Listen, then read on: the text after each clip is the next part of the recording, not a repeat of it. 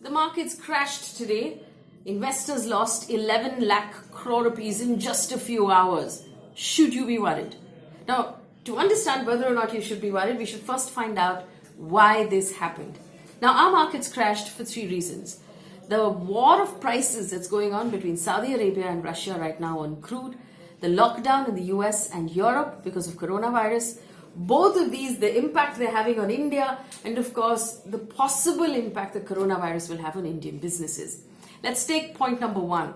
Now, Russia and Saudi Arabia are among the biggest producers of oil in the world, and they were having a meeting last week. Saudi Arabia represents a group of oil-producing countries called OPEC. Russia is not part of that group. Saudi Arabia had a request that all of these countries actually cut their production to improve the prices because coronavirus was having an impact on prices. Russia oddly turned around and refused to do so. Saudi Arabia then turned around and slashed its prices by 10% to teach Russia apparently a lesson. As a result, between all of this and the fact that they're not exactly talking to each other, the prices of crude crashed to $30 a barrel. The fall was so drastic in 24 hours. We haven't seen a fall this drastic in 3 decades or 30 years. Crude is actually really low right now. As a result, the Dow Jones in America and the FTSE actually crashed as well, about 8 and 9% each. Basically, this is really bad news for oil producing countries, but should be good news for countries that buy oil. We buy oil in India. It should be good news for us, but it's not, because we're so heavily linked and tied to the global markets. So when the global markets fall, our markets fall as well. A lot of global money is in our stock market. So when they pull their money out, our market falls as well. So that's what happened. The global markets fell because of crude prices, because this is bad news for America, which has big oil companies. It's bad news for countries like Canada, for Russia, for Saudi Arabia, for Iran, all of these countries that produce oil. And so the whole market was down, and so our market went down as well. The second point, Trump came out after many weeks of saying that his government has this under control and they're not afraid of coronavirus. He also at one point said this is just the flu. He came out yesterday and banned travel between all of Europe and America for the next 1 month. Now, this actually sent their stock market into a tizzy because of what this would mean for businesses, because most large global businesses have headquarters in these two areas. And so people suddenly stood back, and then the stock market crashed, and our stock market crashed as well, because it was also an acknowledgement somehow that coronavirus seems to have gotten the better of the biggest countries in the world. Well, let's take a look at what's happening in India and why businesses are concerned in India. Point number one, travel and tourism has taken a hit. Now, you know that there are exams in school in March, but April and May is where most Indians travel domestically and overseas. And apparently, travel agents have told journalists that they're receiving about 90% cancellations on all of the bookings that have already happened. India today, in fact, had a report where it pegged the loss to the travel industry at 200 crore rupees because people who've booked holidays are cancelling, flights are being cancelled, cruises are being cancelled right now, and that's really going to hurt the airline industry, the hotels industry, and of course the events industry, because a lot of events are getting cancelled as well. There's also a question about IPL and how IPL is going to be held, so that's a large chunk of business as well that might either need to be pushed or we'll have to figure out a different way to do it. The IPL inauguration, we understand, is also being cancelled.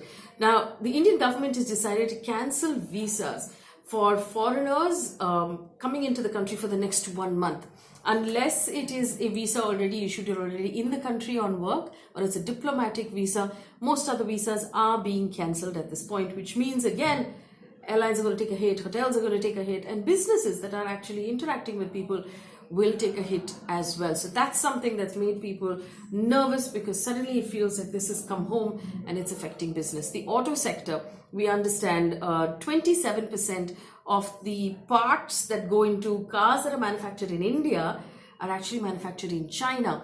And since China is in shutdown and a lot of its factories are not functioning, Indian manufacturers don't have visibility on how much longer they can continue manufacturing given the parts they already have and stuff that's no longer coming in. So that's also going to hurt. And like we said, major stores and companies are cancelling events. People are cancelling travel overseas. And this is going to hurt business over a period of time. So we don't know, from what we understand so far, none of these things look like they're going to recover immediately. So it's likely the markets are going to be in pain for a few more days. But the advice for you at home is, if you have stocks or if you have mutual funds, if you have any of the other such investments, do nothing. This is obviously a patch. This is an event that is taking place. And so if you're a retail investor, which is what we call people who don't trade professionally, if you're a retail investor, then you should just wait this period out until the normal fundamentals come into play again and this coronavirus thing passes, because one hopes it will after a period of time. So there's nothing you can really do to change any of these things. Pulling your money out would be a terrible idea at this point. So don't do anything. Just stay calm. That's the best thing that you can do at this point. Now, we do understand in India that the cases of coronavirus have gone up to 73. Kerala has most of them. Maharashtra is second, and some concern in Karnataka as well. Again, look for advisories from government. Don't panic. The best we have from the medical fraternity across the world right now is to wash your hands as much as you can.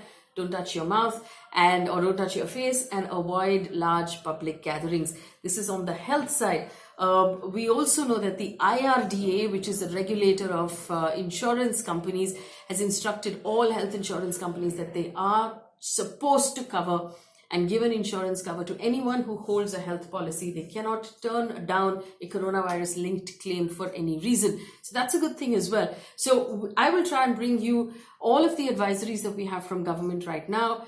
Be careful of the information you're reading on the internet, and make sure that you stay safe and your family stays safe.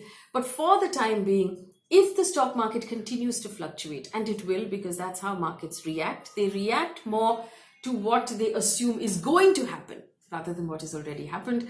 So don't stress out too much, stay calm, wait for this phase to pass.